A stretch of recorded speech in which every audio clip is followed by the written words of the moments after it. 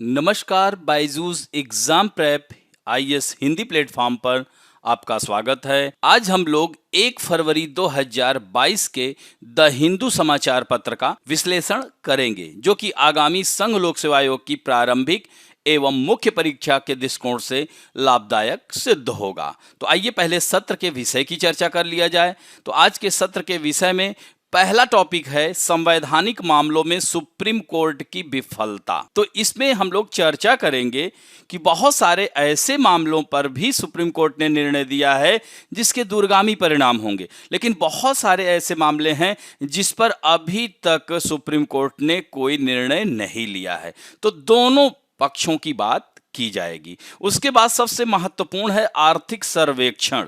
तो इसके मुख्य बिंदुओं पर चर्चा करेंगे, यानी कि आर्थिक वृद्धि दर 8 से 8.5% की चर्चा करेंगे। तो वहीं शिक्षा पर कोविड के प्रभाव का अध्ययन करने के लिए डेटा की कमी को सरकार स्वीकार करती है, इसके बारे में बात करेंगे। मनरेगा के काम में नरमी की मांग की गई है। केंद्र ने बढ़ती खाद्य सब्सिडी लागत का जिक्र नहीं किया है। कंटेनर की कमी से शिपिंग बिल बढ़ जाता है। वन क्षेत्र में शुद्ध लाभ हुआ है। 8.1% का एथेनॉल सम्मिश्रण हासिल हुआ है, जबकि टारगेट 10% था। सीमा पार दिवाला के लिए UNCITRAL को अपनाएं। तो इस तरह से आर्थिक सर्वेक्षण के इन प्रमुख बिंदुओं की चर्चा हम लोग करते हैं। तो आइए पहले महत्वपूर्ण विषय की चर्चा कर लेते हैं, जिसे राज्य व्यवस्था के अंतर्गत डाला जा सकता है। पृष्ठ संख्या 7 यानी संपादकीय पृष्ठ पर आया हुआ है कि संवैधानिक मामलों में सुप्रीम कोर्ट की विफलता। तो प्रमुख संवैधानिक मामलों को समय पर पूरा करने में विफल रहने के कारण शीर्ष अदालत ने क्यू विवे पर प्रहरी, तो ये फ्रांसीसी फ्रेज है, तो इसके रूप में काम नहीं किया है। तो एक सजग प्रहरी के रूप में सुप्रीम कोर्ट ने कार्य नहीं किया है। तो इन बिंदुओं पर चर्चा करते हैं। तो हमारे गणतंत्र के 73वें वर्ष में विशेष रूप से बढ़ते बहुसंख्यकवाद और बढ़ते जातीय सांस्कृतिक राष्ट्रवाद के मद्देनजर इस विश्वास को परखने का समय आ गया है। तो यहाँ पर जैसे बहुसंख्यकवाद ये क्या है? तो बहुसंख्यकवाद का तात्पर्य उस स्थिति से है जब बहुसंख्यक समुदाय या विश्वास करने लगे कि उसे दूसरों पर अपना वर्चस्व जमाने का अधिकार है और बाकी समुदायों पर अपनी इच्छा और प्रभुत्व को थोपना शुरू कर दे, तो उसे बहुसंख्यकवाद, जातीय सांस्कृतिक राष्ट्रवाद के रूप में देखा जा सकता है। तो पिछले कुछ वर्षों में सर्वोच्च न्यायालय ने दूरगामी परिणाम वाले कुछ निर्णय दिए, जैसे निजता के अधिकार को मौलिक अधिकार में, एक ही लिंग के वयस्कों के बीच गैर आपराधिक सहमति से यौन आचरण, तीसरे लिंग के रूप में मान्यता प्राप्त ट्रांसजेंडर, 3 तलाक को गैर कानूनी घोषित करना। यह निर्णय निश्चित रूप से हमारे संविधान में संशोधित स्वतंत्रता और समानता जैसे गणतंत्रीय मूल्यों में विश्वास को मजबूत करते हैं, लेकिन वहीं पर उपरोक्त निर्णयों के बावजूद सुप्रीम कोर्ट के रिकॉर्ड पर कुछ सवालिया निशान भी हैं। तो विधि सेंटर फॉर लीगल पॉलिसी ने सुप्रीम कोर्ट के 5 न्यायाधीशों, 7 न्यायाधीशों और 9 न्यायाधीशों की संविधान पीठों के समक्ष लंबित मामलों का एक उत्कृष्ट व्यापक ट्रैकर विकसित किया।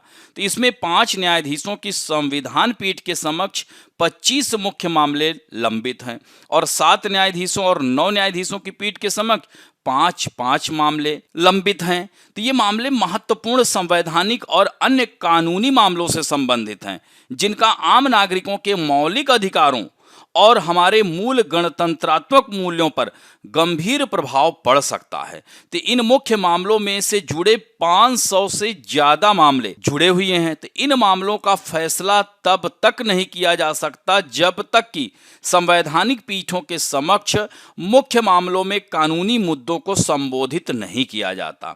तो इस तरह से कह सकते हैं कि सुप्रीम कोर्ट में कुछ अहम मामले जो कि अभी तक उन पर कोई निर्णय नहीं हो पाया है, जैसे पहला है नागरिकता संशोधन अधिनियम 2019। तो इस अधिनियम को की संवैधानिकता को चुनौती देते हुए सुप्रीम कोर्ट के समक्ष याचिकाओं की लाइन लग गई थी, जो बांग्लादेश, पाकिस्तान और अफगानिस्तान के गैर मुस्लिम समुदायों को भारतीय नागरिकता के लिए एक फास्ट ट्रैक मार्ग प्रदान करता है। तो 2 साल से अधिक समय बीत जाने के बाद भी यह मामला शीर्ष अदालत में लटका हुआ है। इसी तरह से दूसरा मामला आप लोगों ने देखा होगा कि जम्मू कश्मीर से 370 हटा करके जम्मू कश्मीर को 2 केंद्र शासित प्रदेशों में बांट दिया गया।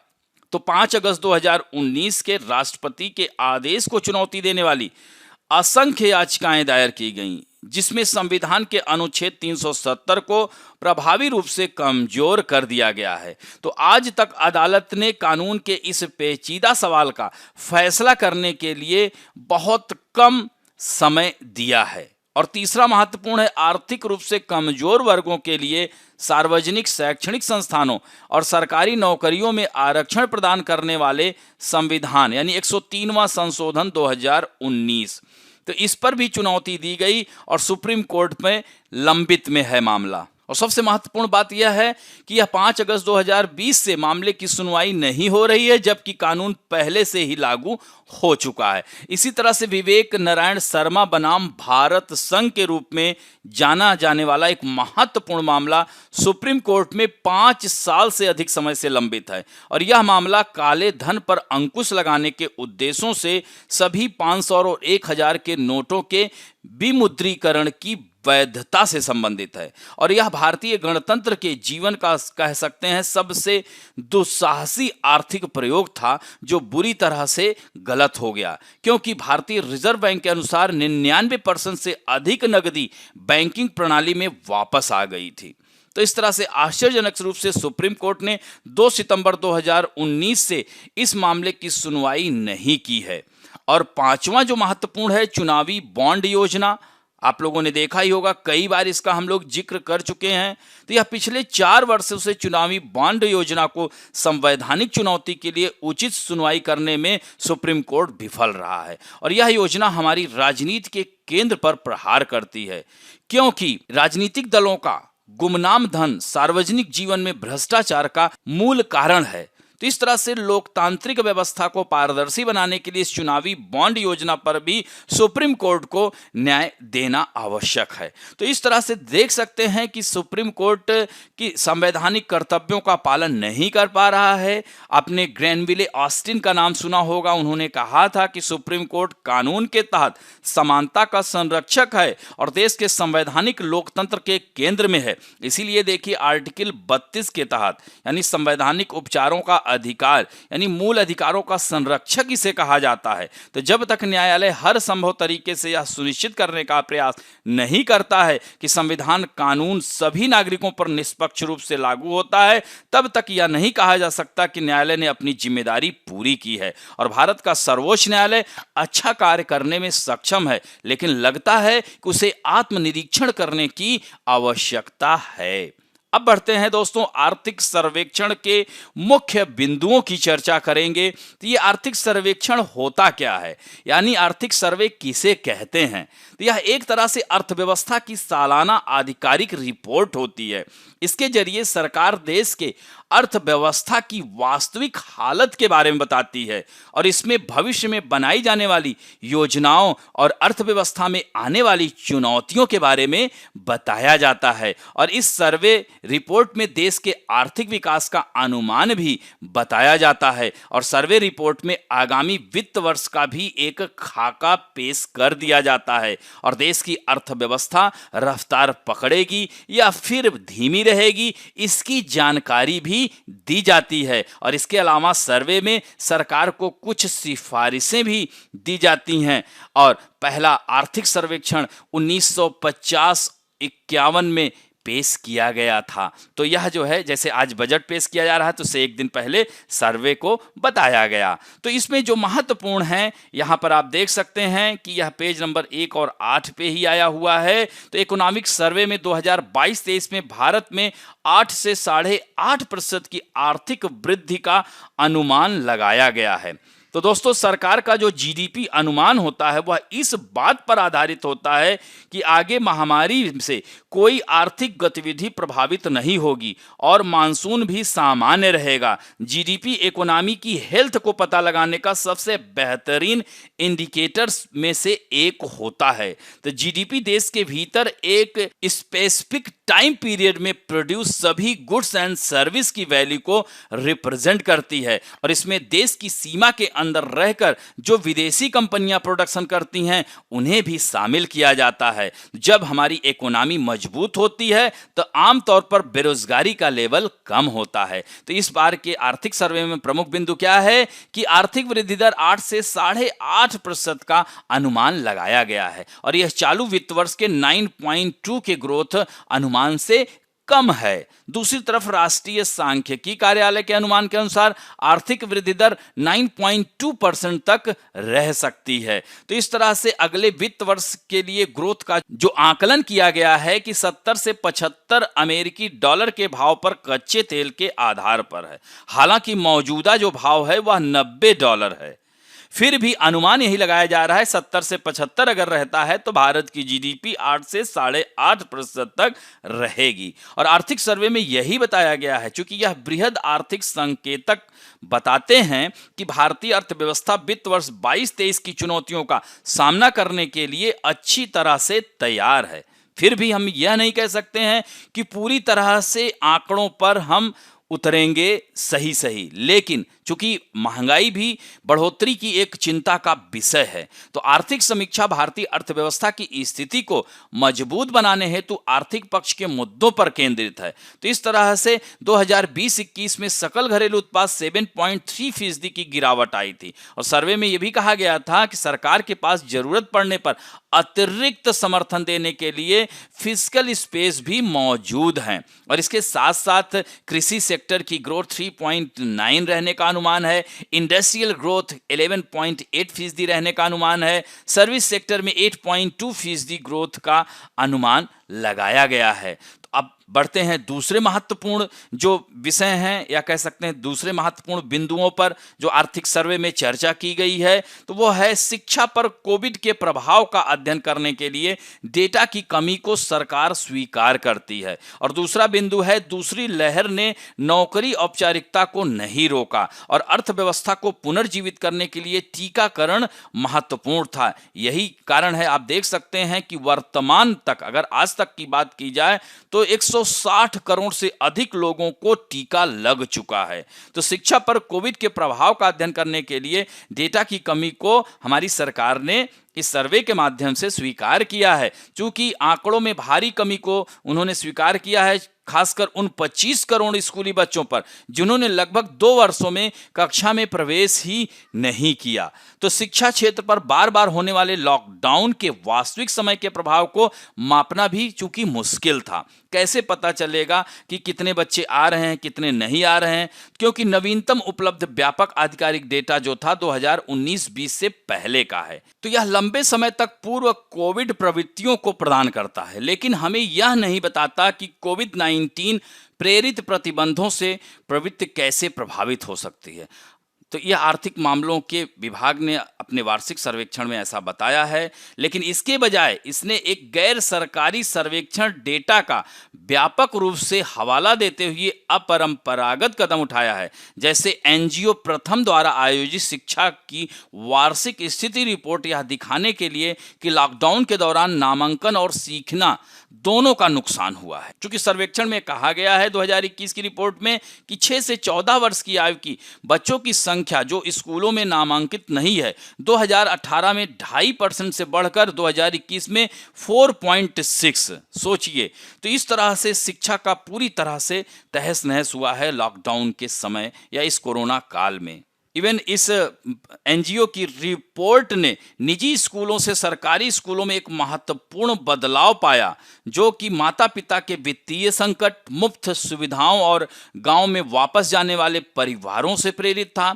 इसमें कहा गया कि 10 में से 6 ग्रामीण बच्चों को महामारी के दौरान कोई शिक्षण सामग्री या गतिविधियां नहीं मिली और व्यापक आधिकारिक आंकड़ों की कमी को देखते हुए सर्वेक्षण में यही कहा गया कि इन टिप्पणियों की पुष्टि करने के लिए सरकारी डेटा उपलब्ध नहीं है। इस प्रकार नीति निर्माताओं ने वैकल्पिक स्रोतों को ध्यान में रखा है और इस तरह के डेटा की सीमा होती है, लेकिन अद्यतित करने के हेतु इस डेटा को शामिल किया गया है, ऐसा सर्वे में कहा गया। दूसरा जो महत्वपूर्ण बिंदु है, दूसरी लहर ने नौकरी औपचारिकता को नहीं रोका। तो कर्मचारी भविष्य निधि संगठन, जिसे ईपीएफओ कहते हैं, के डेटा ने सुझाव दिया कि न केवल नौकरियों की औपचारिकता कोविड-19 महामारी की दूसरी लहर के माध्यम से जारी रही, बल्कि औपचारिकता पर प्रतिकूल प्रभाव भी पहली बार की तुलना में कम ही था।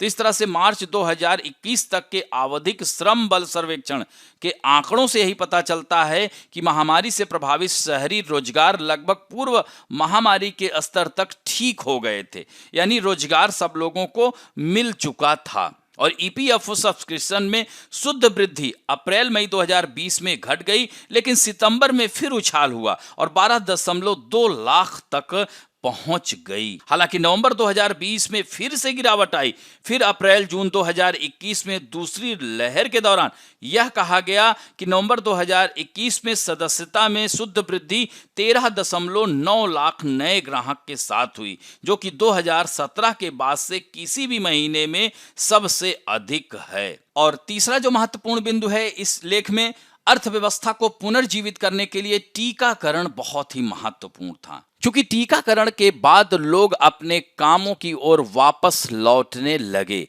जिसकी वजह से अर्थव्यवस्था को पुनर्जीवित करने में सहूलियत हुई। तो टीकाकरण ने जीवन के नुकसान को कम करने में महत्वपूर्ण भूमिका निभाई। आप लोगों ने देखा होगा, दूसरी लहर तक जिन लोगों ने टीका लगवा लिया था, अगर उन्हें कोविड हुआ भी था तो वो लोग रिकवर कर लिए थे, और जिन्होंने टीका नहीं लगवाया था उनमें से बहुत सारे लोगों में मृत्यु दर ज्यादा पाई गई। तो इसलिए यह टीकाकरण अर्थव्यवस्था को पुनर्स्थापित करने के लिए बहुत ही महत्वपूर्ण था। सर्वेक्षण के आंकड़ों के अनुसार 99% पंजीकृत स्वास्थ्य कार्यकर्ता, 100% फ्रंटलाइनर कार्यकर्ता, 18 से 44 आयु वर्ग की 87% आबादी, 45 से 60 आयु वर्ग की 95% आबादी और 60 से ऊपर की आबादी का 89% पहली खुराक के तहत कवर किया गया था। तो आर्थिक मामलों के विभाग ने यही देखा कि महामारी के दौरान एक मजबूत और लचीला सामाजिक बुनियादी ढांचा और भी महत्वपूर्ण हो गया। कोविड संकट के बीच जीवन और आजीविका को बचाने के लिए देशों ने विभिन्न रणनीतियों को अपनाया। भारत दूसरी सबसे बड़ी आबादी वाला देश, एक बड़ी बुजुर्ग आबादी ने बहुआयामी दृष्टिकोण भी अपनाया। तो महामारी की प्रकृति को देखते हुए टीकाकरण रणनीति सहित स्वास्थ्य प्रतिक्रिया महत्वपूर्ण बनी हुई है। भारत दुनिया के युवा राष्ट्रों में से एक को भी स्कूलों में भी सीखने के परिणामों को बनाए रखने, कौशल निर्माण और आबादी को फिर से तैयार करने और दुनिया के सबसे बड़े श्रम बलों में से एक को रोजगार और आजीविका सुनिश्चित करने की चुनौती का सामना करना पड़ा। ऐसे में आत्मनिर्भर भारत अभियान पैकेज और अन्य क्षेत्र विशिष्ट पहलों के माध्यम से सरकार की प्रतिक्रिया ने महामारी के प्रतिकूल प्रभाव को कम करने के लिए आवश्यक सहायता प्रदान की। अब बढ़ते हैं अगले लेख की ओर, जो कि महत्वपूर्ण है। पेज नंबर 10 पे ही है। आर्थिक सर्वे के ही महत्वपूर्ण बिंदु हैं कि डिमांड फॉर मनरेगा वर्क सॉफ्टेन और creating job via infra investments, यानी हम बात करेंगे मनरेगा के काम में नरमी की मांग और इंफ्रा निवेश के जरिए रोजगार का निर्माण। तो इस तरह से हम कह सकते हैं कि मनरेगा के तहत काम की मांग पर नवीनतम आंकड़ों के विश्लेषण से यही पता चलता है कि 2020 में देशव्यापी लॉकडाउन के दौरान रोजगार चरम पर था और मनरेगा के तहत काम की मांग ग्रामीण श्रम बाजारों का सूचक है। तो आर्थिक सर्वेक्षण के अनुसार दूसरी कोविड लहर के बाद मनरेगा के काम की मांग स्थिर हो गई। सर्वेक्षण में कहा गया कि कुल मनरेगा रोजगार अभी भी पूर्व महामारी के स्तर से अधिक है और मनरेगा के काम की कुल मांग जून 2020 में चरम पर थी, उसके बाद फिर स्थिर हो गई। और सर्वेक्षण के अनुसार मनरेगा रोजगार की मांग जून 2021 में 4.59 करोड़ के स्तर पर पहुंच गई। फिर भी मौसमी मांग के अनुसार समग्र मांग अभी भी 2019 के पूर्व महामारी के स्तर से ऊपर है। मनरेगा के तहत काम की मांग पिछले कुछ महीनों के दौरान आंध्र प्रदेश और बिहार जैसे राज्यों में महामारी से पहले के स्तर से कम हो गई है। सर्वेक्षण में यह भी कहा गया कि मनरेगा की अधिक मांग सीधे तौर पर प्रवासी मजदूरों की आवाजाही से जुड़ी है। हालांकि राज्य स्तरीय विश्लेषण से पता चलता है कि पश्चिम बंगाल, मध्य प्रदेश, उड़ीसा, बिहार जैसे कई प्रवासी स्रोत राज्यों के लिए 2021 के अधिकांश महीनों में मनरेगा रोजगार 2020 के इसी स्तर से कम रहा है। इसके विपरीत मनरेगा रोजगार की मांग पंजाब, महाराष्ट्र, कर्नाटक, तमिलनाडु के लिए 2021 में अधिक रही है। तो वित्त वर्ष 2021-22 में मनरेगा के लिए आवंटन वित्त वर्ष 2020-21 में 61,500 करोड़ रुपए से बढ़ाकर 73,000 करोड़ रुपया कर दिया गया और वित्त वर्ष 2021-22 के लिए आवंटन अब तक 98,000 करोड़ तक कर दिया गया है। तो इस तरह से वित्त वर्ष 2021-22 में अब तक 8.70 करोड़ से अधिक व्यक्तियों और 6.10 करोड़ परिवारों को काम दिया गया है। तो इस तरह से आगामी 2022-23 वित्तीय वर्ष के लिए कार्यकर्ताओं ने 2.6 लाख करोड़ का बजट आवंटन मांगा है, जो सभी सक्रिय जॉब कार्ड धारकों के लिए गारंटीकृत 100 दिनों के काम को कवर करेगा। और इसी में तो दूसरी महत्वपूर्ण है कि रोजगार में वृद्धि के लिए सार्वजनिक खर्च के जरिए इंफ्रा सेक्टर में भारी निवेश किया जाए, यह सर्वे में बताया गया। तो आर्थिक सर्वे के मुताबिक 2025 तक $5 ट्रिलियन की अर्थव्यवस्था बनाने के लिए इस अवधि में इंफ्रास्ट्रक्चर पर 1.4 लाख करोड़ डॉलर खर्च करने होंगे और सरकारी बुनियादी ढांचा पर पूंजीगत व्यय महात्मा गांधी राष्ट्रीय ग्रामीण रोजगार गारंटी अधिनियम के जरिए रोजगार मुहैया करा रही है। तो इन सब में निवेश करने की आवश्यकता है। अब बढ़ते हैं, यही आर्थिक सर्वे के ही महत्वपूर्ण 3 खबरों को एक साथ लिया है। तो यहां पर केंद्र ने बढ़ती खाद्य सब्सिडी लागत का जिक्र नहीं किया। केंद्र ने एमएसपी को तो अपनाया, लेकिन राज्यों को फसल शिफ्ट की सुविधा देनी चाहिए। सरकारी स्कूलों में फोर्टिफाइड चावल की आपूर्ति बढ़ी।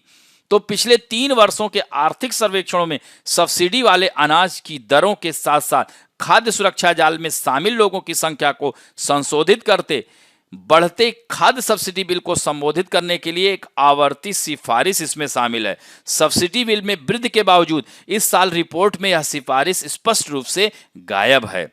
तो 2019 में सर्वेक्षण में राष्ट्रीय खाद्य सुरक्षा अधिनियम 2013 को लागू करने की बढ़ती आर्थिक लागत की एक विस्तृत चर्चा शामिल थी। इसमें कहा गया था कि गेहूं के लिए 2 किलोग्राम प्रति रुपए किलोग्राम और चावल के लिए 3 किलोग्राम की रियायती दर पर थी जो अनाज का जो दाम था, और इसके तहत 81 करोड़ लाभार्थियों को प्रदान किया गया प्रावधान स्थिर बना हुआ है, जबकि खरीद और वितरण की लागत क्या है, बढ़ रही है। तो इसके बारे में कोई चर्चा नहीं की गई। खाद्य सुरक्षा संचालन की स्थिरता के लिए बढ़ते खाद्य सब्सिडी बिल के मुद्दे को संबोधित करने की जरूरत है।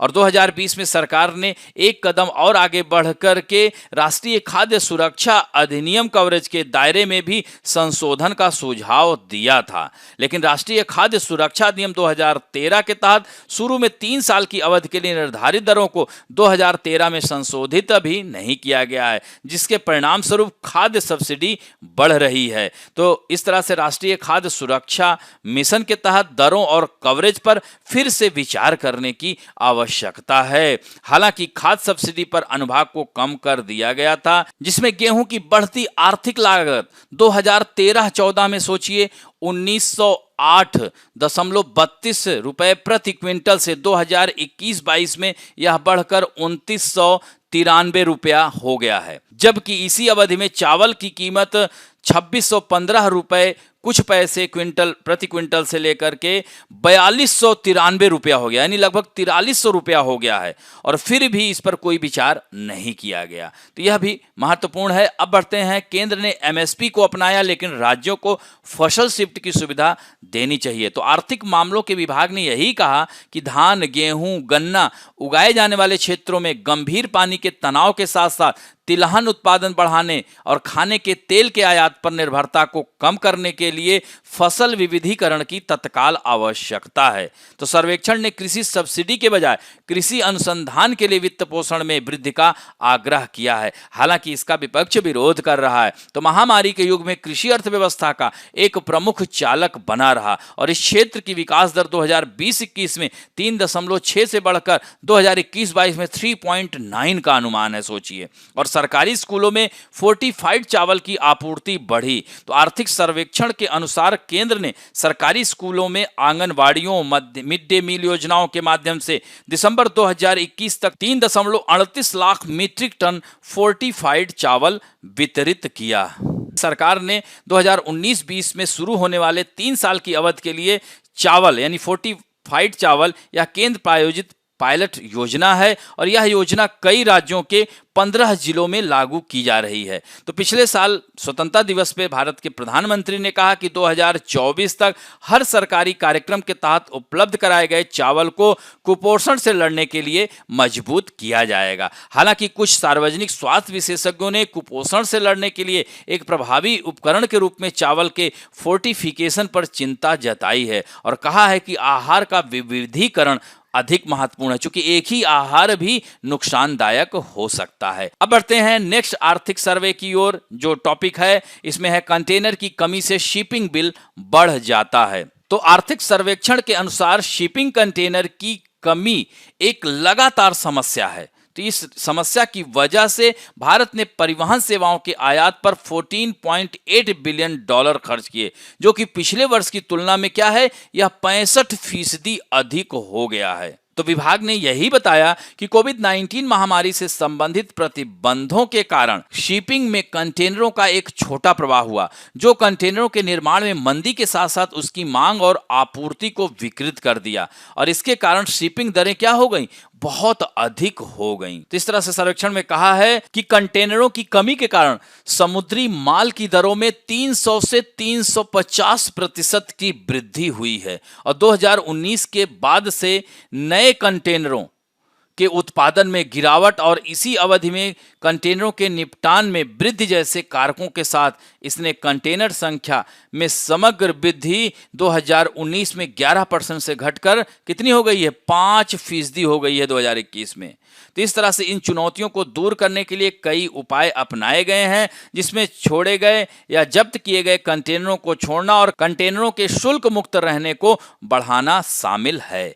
अब बढ़ते हैं, विश्व संख्या 10 पे ही है आर्थिक सर्वे, यानी भारत तीसरे स्थान पर है। वन क्षेत्र में शुद्ध लाभ में भारत विश्व स्तर पर तीसरे स्थान पर है, सर्वेक्षण में यह बताया गया है। तो आर्थिक मामलों के विभाग ने वार्षिक आर्थिक सर्वेक्षण में यही बताया है कि भारत ने पिछले एक दशक में अपने वन क्षेत्र में वृद्धि की है और 2010 से 20 से वन क्षेत्र में औसत वार्षिक शुद्ध लाभ में विश्व स्तर पर वह तीसरे स्थान पर पहुंच गया है और इस अवधि पर उसने सालाना औसतन 2,66,000 हेक्टेयर वन क्षेत्र भारत ने जोड़ा है। तो इस तरह से भारत कुल भौगोलिक क्षेत्र के 24% क्षेत्र को कवर करता है, जो दुनिया के कुल वन क्षेत्र का मात्र 2% है, जबकि शीर्ष 10 देशों में विश्व के वन क्षेत्र का 66% हिस्सा है, जिसमें Brazil 59%, Peru 57%, democratic Republic of Congo 56%, रूस 50% का आधा या अधिक भौगोलिक क्षेत्र वनों के अंतर्गत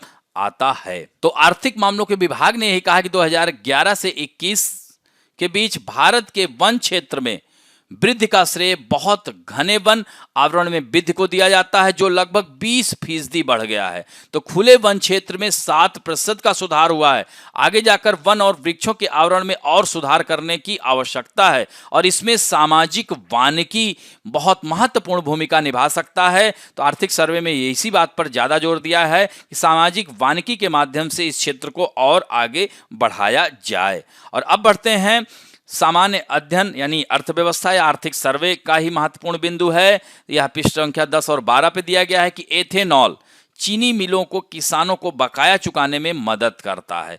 8.1% का एथेनॉल सम्मिश्रण हासिल किया गया है, जबकि लक्ष्य 10% था।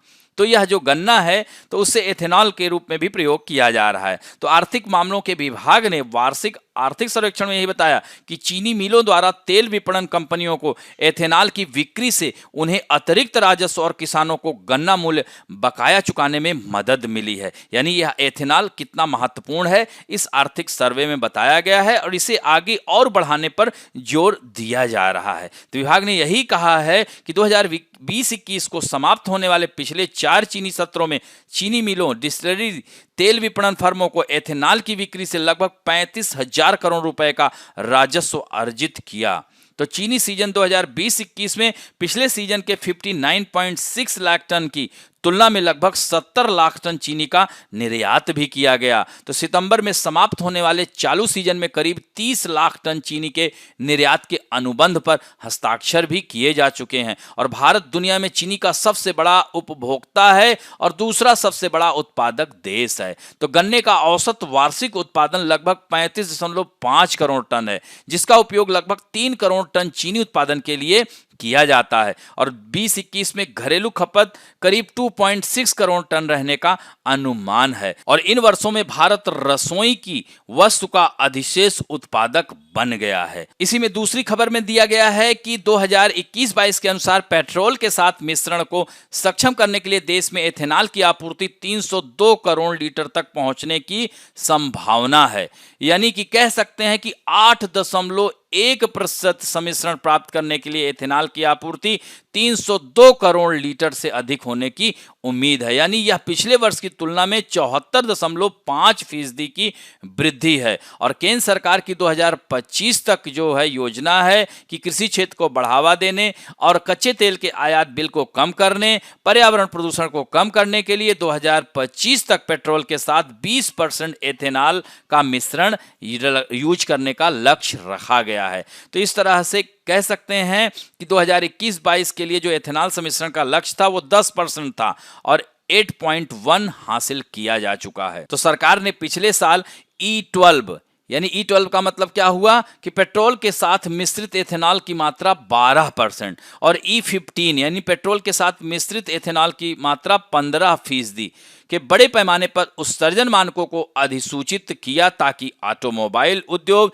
E12 और E15 अनुपालन वाले मोटर वाहनों का निर्माण कर सके और इस तरह से पर्यावरण संरक्षण में भी भारत विश्व में एक लीडर की भूमिका के रूप में आगे बढ़ रहा है। और अब बढ़ते हैं आर्थिक सर्वे से ही लिया गया है adopt UNCITRAL for cross border insolvency यानी सीमा पार दिवाला के लिए अंतर्राष्ट्रीय व्यापार कानून पर संयुक्त राष्ट्र आयोग को अपनाएं। तो आर्थिक सर्वेक्षण में इस बार बात की गई है किसकी, अंतर्राष्ट्रीय व्यापार कानून पर संयुक्त राष्ट्र आयोग को अपनाने की बात की गई है। क्योंकि सीमा पार दिवाला के लिए यानी इंसॉल्वेंसी के लिए एक मानकीकृत ढांचे का आह्वान किया गया है। यानी दिवाला और दिवालियापन संहिता के पास वर्तमान में सीमा पार क्षेत्राधिकार वाली फर्मों के पुनर्गठन के लिए कोई साधन नहीं है। तो ऐसे में अंतर्राष्ट्रीय व्यापार कानून पर संयुक्त राष्ट्र आयोग अपनाने की सिफारिश की गई है इस सर्वे में। और अंतर्राष्ट्रीय व्यापार कानून पर संयुक्त राष्ट्र आयोग है क्या, तो यह 1966 में संयुक्त राष्ट्र महासभा की एक सहायक संस्था के रूप में इसे स्थापित किया गया था। यह अंतर्राष्ट्रीय व्यापार कानून के क्षेत्र में संयुक्त राष्ट्र की मुख्य कानूनी संस्था है। तो इसका जो है इसे अब तक 49 देशों ने अपनाया है, जैसे सिंगापुर, यूके, यूएस, दक्षिण अफ्रीका और कोरिया। और यह कानून 4 मुख्य सिद्धांतों पर कार्य करता है: पहुंच, मान्यता, सहयोग और समन्वय पर। तो इस तरह से हमने आज आर्थिक सर्वेक्षण के प्रमुख बिंदुओं की चर्चा की। और अब बढ़ते हैं मुख्य परीक्षा अभ्यास प्रश्न की ओर। तो पहला प्रश्न है, आर्थिक सर्वेक्षण 2021-22 के कुछ प्रमुख बिंदुओं को उदाहरण देकर बताएं। तो पहले तो आर्थिक सर्वेक्षण क्या होता है संक्षिप्त में बताते हुए 2021-22 की मुख्य बातों को संक्षिप्त में बताएं और फिर मुख्य भाग में आ जाएं। और फिर जो है 2021-22 के जो अभी उपरोक्त बिंदुओं की 7-8 बिंदुओं की चर्चा की है उसके बारे में उदाहरण देकर के सभी क्षेत्रों की आपको चर्चा करनी है। और अंत में संक्षेप में उत्तर लिखना है कि हमारा देश आगामी जो अर्थव्यवस्था को और आगे बढ़ाने में ढेर सारे उपाय कर रहा है। और दूसरा प्रश्न है, प्रमुख संवैधानिक मामलों को समय पर पूरा करने में विफल रहने के कारण सर्वोच्च न्यायालय अपने संवैधानिक कर्तव्य में विफल रहा है, तो समालोचनात्मक परीक्षण करें। तो अब इसमें क्या है कि पिछले कुछ वर्षों में भारतीय सर्वोच्च न्यायालय ने दूरगामी परिणाम वाले कुछ निर्णय, जैसे बताया था निजता का अधिकार बताया था, जैसे बताया था जो है 3 तलाक, तो इन सब का चर्चा करते हुए फिर ये भी बताना है कि कुछ मामले ऐसे हैं जिसकी वजह से सर्वोच्च न्यायालय पर सवालिया निशान उठते हैं। तो दूरगामी परिणाम वाले कुछ निर्णय, यानी कह सकते हैं कि बैलेंस उत्तर लिखना है, पक्ष विपक्ष दोनों। तो समालोचनात्मक इसीलिए कहा गया, इसका परीक्षण करना है और अंत में मूल्यांकन कर देना है। तो इस तरह से आज का अंक यहीं समाप्त करते हैं। आज बजट आ गया है, आगे की सीरीज में आप लोगों को मिलेगा। तो इस तरह से अगर आज का वीडियो अच्छा लगे तो प्लीज लाइक, शेयर, सब्सक्राइब और बेल आइकन दबाना ना भूलें। धन्यवाद।